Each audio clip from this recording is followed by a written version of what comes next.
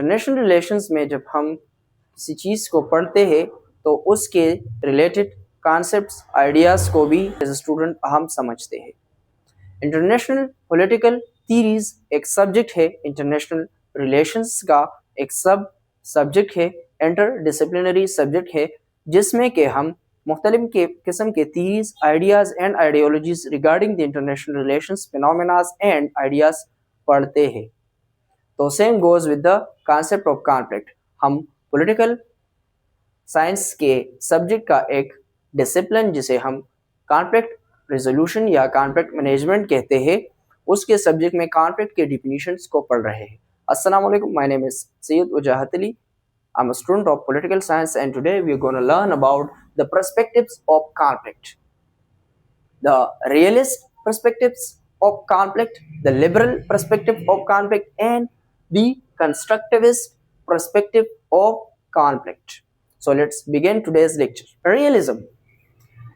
जब हम रियलिज्म के बारे में पढ़ते हैं as a student of international relations political science, तो हम ह्यूमन नेचर को, ह्यूमन को या चीज़ों को एक लेवल पर स्टडी करते हैं। हम हर चीज़ को इस तरह से देखते हैं through the lens of realism, through the lens of realist के it's a struggle of power, it's a result of power. The problems, the issues could be solved with achieving more power. अब जब हम realist नज़रिए से देखते हैं या realism की आइडियोलॉजी फिनोमेना के तहत मसाइल को देखते हैं, तो हम क्या करते हैं?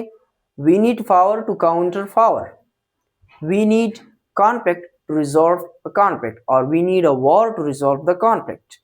All out war, game theories, zero sum game theories, ये सारे कॉन्फ्लिक्ट के रियलिस्ट पर्सपेक्टिव्स के बिहाफ पर स्टडी करते हैं। अच्छा, conflict from the realist perspective is struggle for power and survival. Survival किस चीज के लिए? Among to stand tall among the community of the states and nations. It's a security dilemma to fulfill our security dilemma.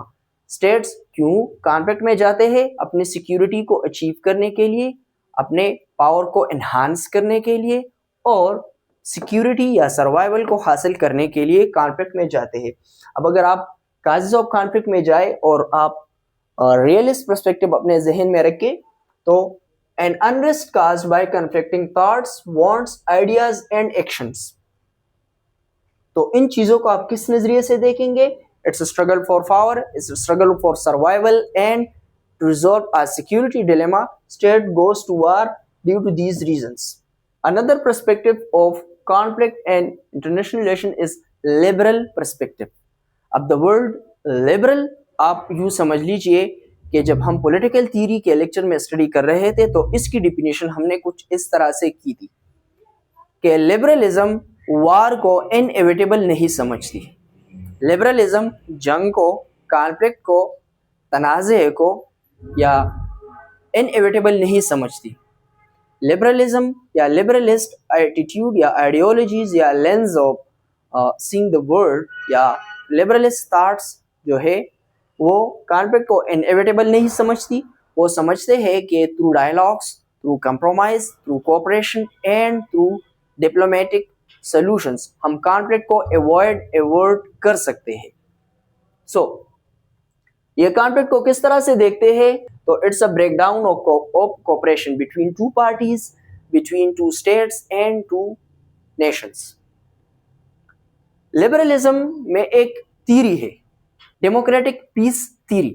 Democratic peace theory liberalism या liberalist जो school of thought है उसकी एक theory है, जिसके बिना पर ये इसका एक आर्गुमेंट है कि अगर सारे ममालिक में डेमोक्रेसी होंगी तो due to same institution, same democratic process या सेम थॉट प्रोसेस क्या होगी?